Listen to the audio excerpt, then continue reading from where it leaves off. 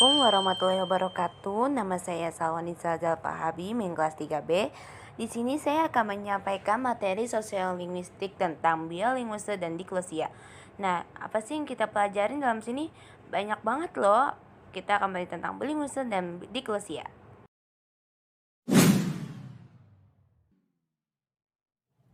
Bilingualisme berasal dari kata bahasa Inggris yaitu bilingualism, yang dalam bahasa Indonesia itu berarti kedua-bahasaan.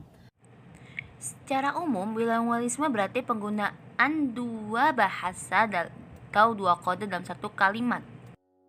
Dalam sosialinguistik, bilingualisme atau kedua-bahasaan dapat diartikan sebagai penggunaan dua bahasa dengan seorang penutur dalam pergaulan dengan orang lain secara bergantian.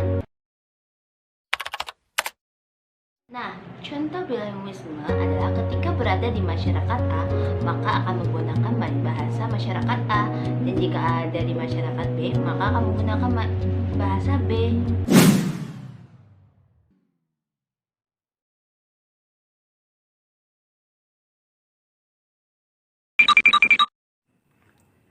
Pembahasan selanjutnya yaitu diglosia. Diglosia berasal dari kata Perancis yaitu diglosi yang pernah digunakan oleh Marcel, seorang linguis asal Perancis. Apa sih diglosia itu? Mengenai pembahasan diglosia, diglosia dapat diartikan sebagai situasi kebahasaan dengan pembagian fungsional atau variasi bahasa atau bahasa yang digunakan oleh masyarakat. Contohnya bahasa A atau ragam bahasa A digunakan pada situasi resmi seperti di kantor, proses belajar mengajar, dan lain sebagainya. Nah, yang kedua, ragam bahasa B atau bahasa B digunakan pada situasi tidak resmi ketika sedang berinteraksi dengan teman, keluarga, sanak saudara, atau pada lingkungan sekitar. Nah, 3. Hubungan bilingualisme dan diglosia. Ada 4 hubungan antara bilingualisme dan diglosia. Apakah itu?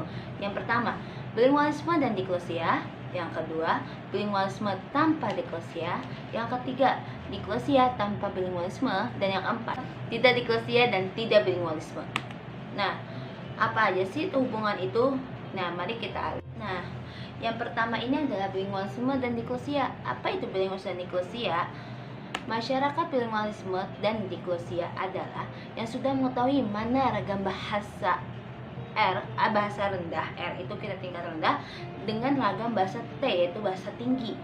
Kedua ragam bahasa ini digunakan berdasarkan fungsi bahasa tersebut. Bahasa ini digunakan berdasarkan fungsinya masing-masing dan tidak dapat dipisahkan. Nah, sebagian kita tahu yaitu ragam bahasa R adalah bahasa yang tidak resmi dan ragam bahasa T adalah bahasa resmi. Misalnya, masyarakat tutulan bilingual masing-masing dan tidak dapat dipisahkan. Nah, sebagian kita tahu yaitu ragam bahasa R adalah bahasa yang tidak resmi dan ragam bahasa T adalah bahasa resmi. Misalnya, masyarakat tutulan bilingual dan diglosia adalah Paraguay. Yang kedua, bilingualisme. Bilingualisme tanpa diglosia. Apa sih itu bilingualisme tanpa diglosia? Nah, masyarakat yang bilingualisme tidak diglosia terjadi karena sifat diglosisnya bocor. Dalam kasus ini, sebuah variasi bahasa merembes ke dalam fungsi yang dibentuk untuk variasi bahasa lain. Nah, sehingga menghasilkan variasi bahasa yang baru. Yang ketiga yaitu diglosia tanpa bilingualisme. Masyarakat yang berciri diglosia tanpa bilingualisme terdapat dua kelompok. Yang pertama biasanya lebih kecil dan hanya menggunakan ragam bahasa T atau bahasa tinggi, nada tinggi.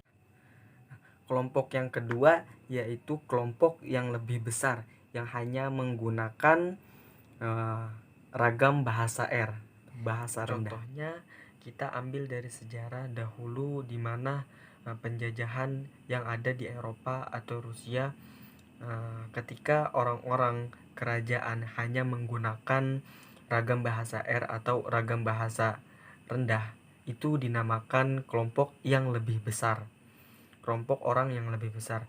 Nah, sedangkan kelompok yang lebih kecil yaitu masyarakat rendah yang masih dalam wilayah Eropa namun hanya menggunakan ragam bahasa T atau ragam bahasa tinggi. Maka dari itu yang dinamakan masyarakat diglosia tanpa bilingualisme. Yang keempat yaitu tidak bilingualisme dan tidak diglosia. Apa sih masyarakat yang seperti apa sih tidak bilingualisme dan tidak diglosia?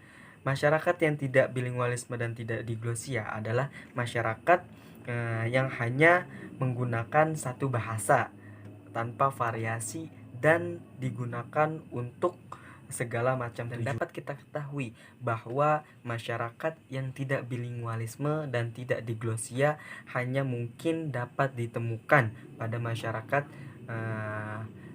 primitif atau yang terpencil.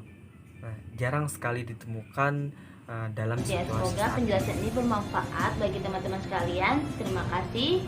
Syukron. Wassalamualaikum warahmatullahi wabarakatuh.